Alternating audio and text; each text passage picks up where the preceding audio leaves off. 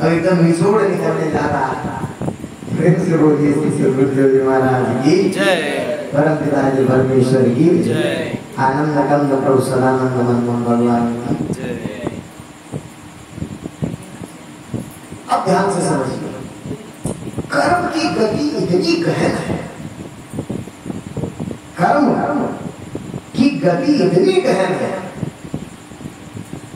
कि आप जीव किससे फंसता है, कर्म करता है, फल बनता है, फल के बंधन में बनता है, और बंधन फल की वजह से उसका आवागमन होता है। अगर फल रहेगा तो होगा वो भी किसका, भोगने के लिए तो आना पड़ता है आपको।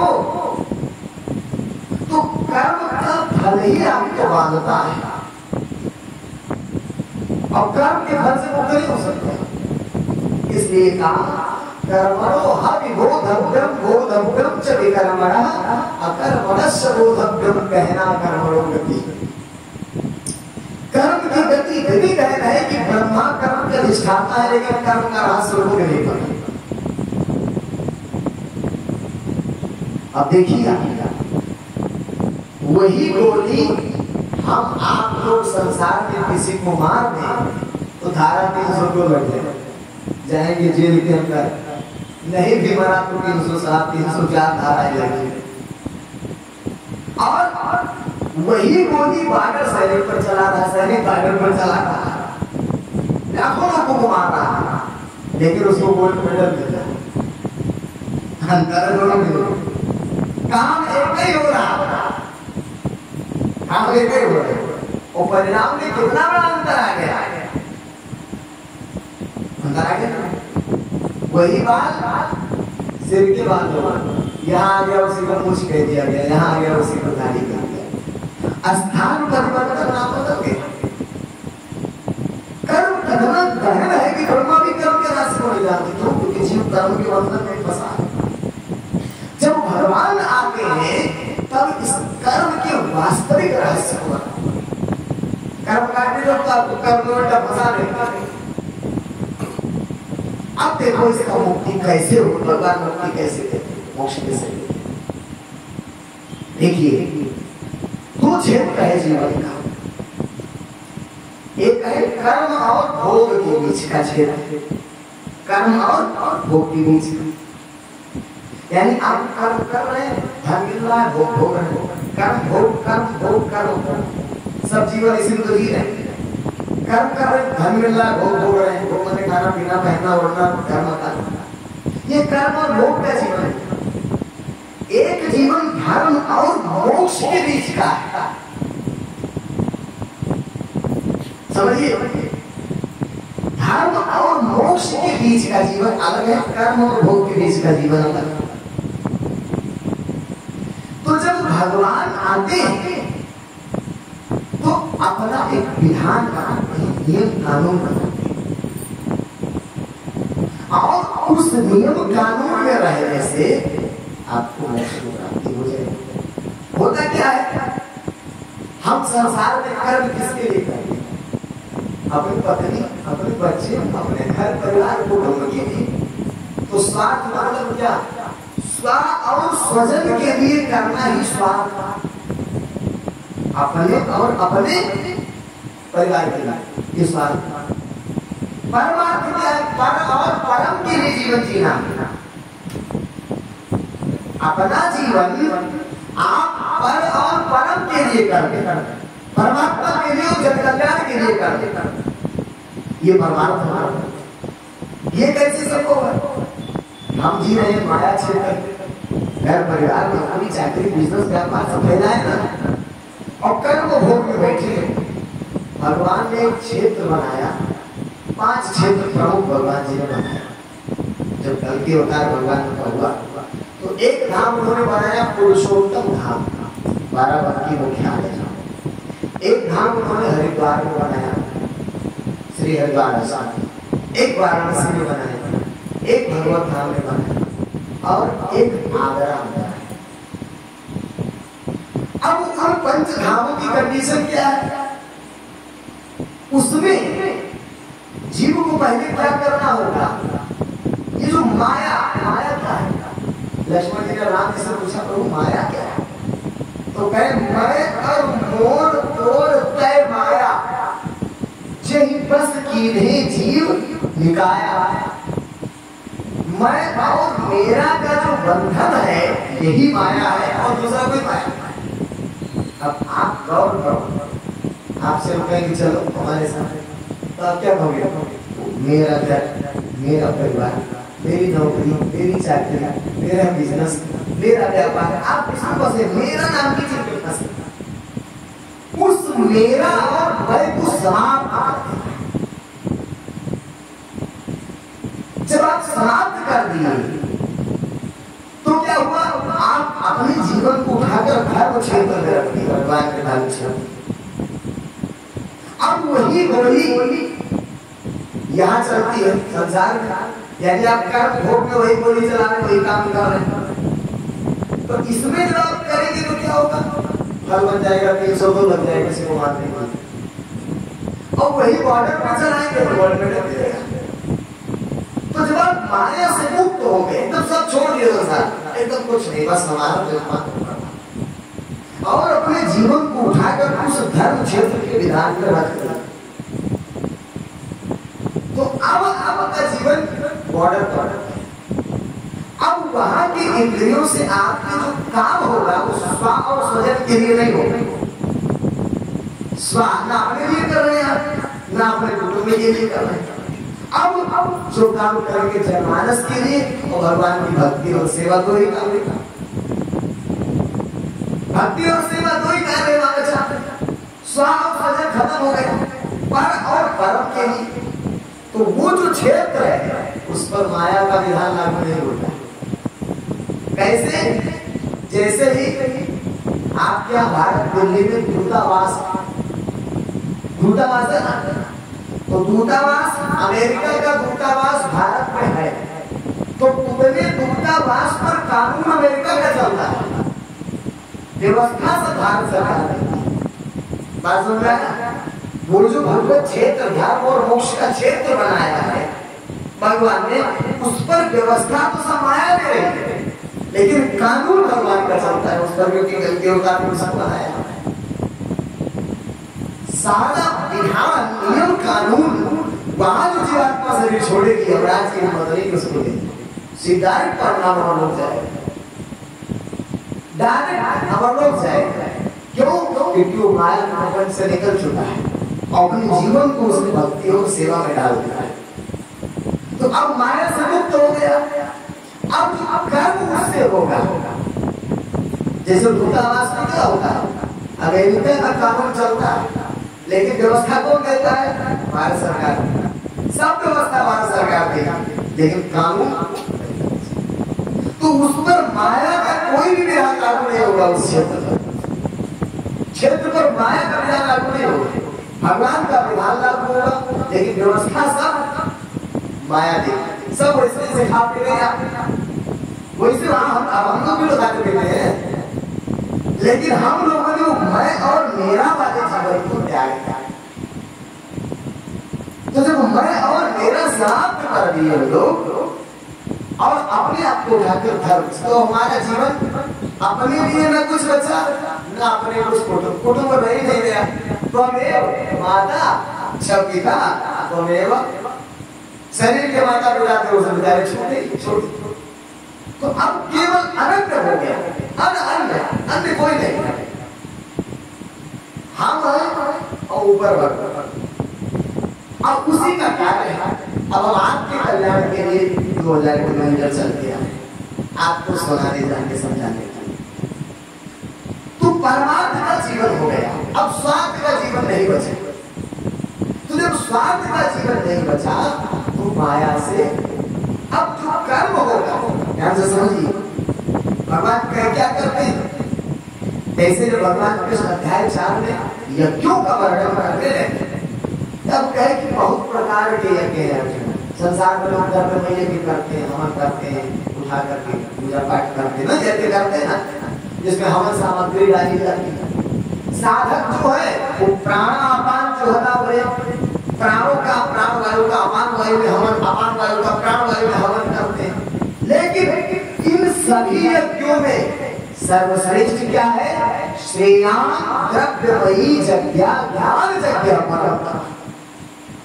तो ज्ञान का क्षेत्र है ना, उसमें क्या होता है? सर्व कर्म अखिलम पार्थ ज्ञाने परिसमाप्तः। संपूर्ण कर्म ही जल करके भस्म। बात समझ में? जब कर्म ही नहीं रहेगा जब फल ही नहीं बनेगा तो बंधन, यानी अच्छा फल पुण्य तो बनेगा ही नहीं, पाप भी नहीं बनेगा, पाप तो बनेगा ही नहीं, पुण्य भी नहीं बनेगा। यानी जो भी कर्म आप करेंगे उसका कोई फल नहीं बनेगा, और जो फल नहीं बनेगा तो भोगा भोगी किस बात का? तो ना रहेगा बांस, मानो बजेगी बांसुरी, देह से जीव निकलेगा सीधा मर लो। ये विशेषता भगवान की होती है। होगा क्या? तो भगवान ने कहा कैसे? तद विधि परिपाकेन परिप्रश्नेन सेवया। पहले उसको जानना होगा परमात्मा, फिर उसके प्रति पूर्ण समर्पण करना होगा। पूर्ण समर्पण आपको करना होगा, उपदेश शक्ति देगा, तब वो आपको बताएगा। और ये ज्ञान ऐसा है, यज ज्ञात्वा पुनर्मोहामेव निश्चय पांडवा। इसको जानने के बाद तुम्हारा फिर पुनर्जन्म। इतना ही नहीं, भगवान कृष्ण कह रहे हैं कि अगर तुम अर्जुन इस संसार के सबसे बड़े पापी हो, कितनी बड़ी झूठ भगवान, इस संसार के अगर तुम सबसे बड़े पापी हो,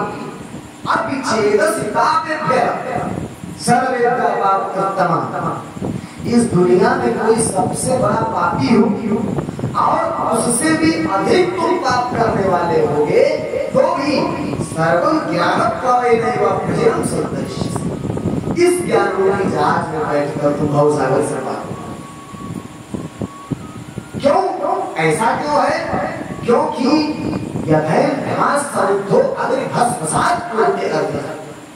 जैसे प्रज्वलित अग्नि सभी ईंधनों को भस्म कर देती है, ऐसे ही ज्ञान रूपी अग्नि संपूर्ण कर्म को जला करके भस्म। जब कर्म ही नहीं रहेगा तो फल कहाँ? और जब फल नहीं बनेगा तो भोगा भोगी भी नहीं रहेगी, न रहेगा फल न होगी भोगा भोगी होगी, भोगा भोगी। एक जगह भगवान ने तो कहा, इतना स्पष्ट कहा, इतनी छूट उन्होंने दी, यस्य नाहं कृतो भावः। जब तुम समर्पित हो जाओ तो तुम्हारा कोई बचा ही नहीं रहेगा कुछ।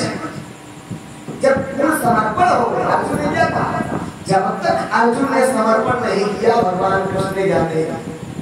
जब अर्जुन ने कहा शिष्यस्तेहं शाधिमां त्वां प्रपन्नम, प्रभु अब मैं आपको शरणागत हूं, तब भगवान ने बोला और क्या कहा? है अर्जुन, अब तुम मेरी शरण में आ गया, तो यस्य नाहं कृतो भावः।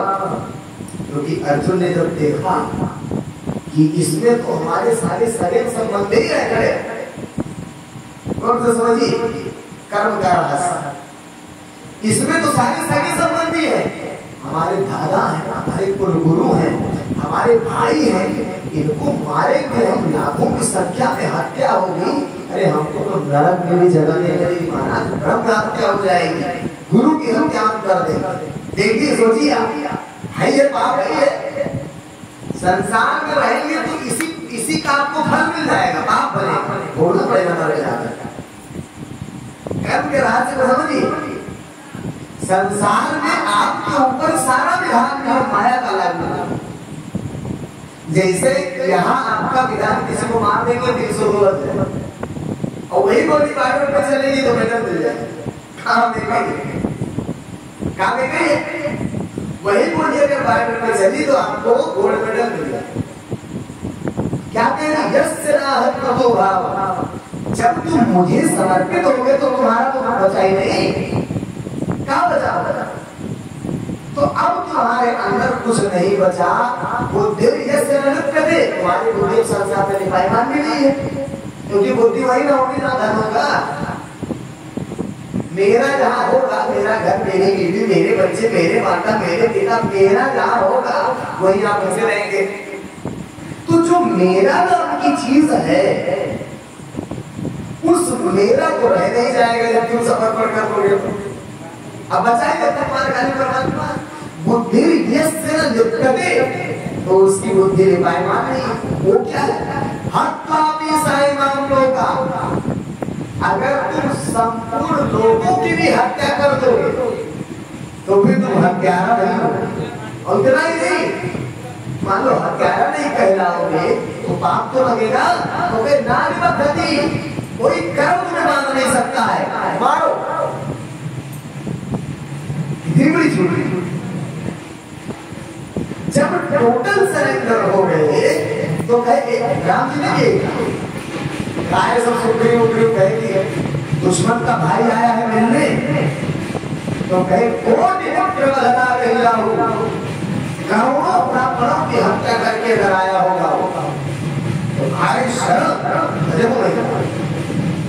भगवान कह रहे हैं तुम सृष्टि के सबसे बड़े कोई पापी हो और उससे भी बढ़कर अगर पाप करने वाले लोग हो तो भी इस ज्ञान रूपी नौका में बैठकर सहायता से इस भवसागर से पार करना।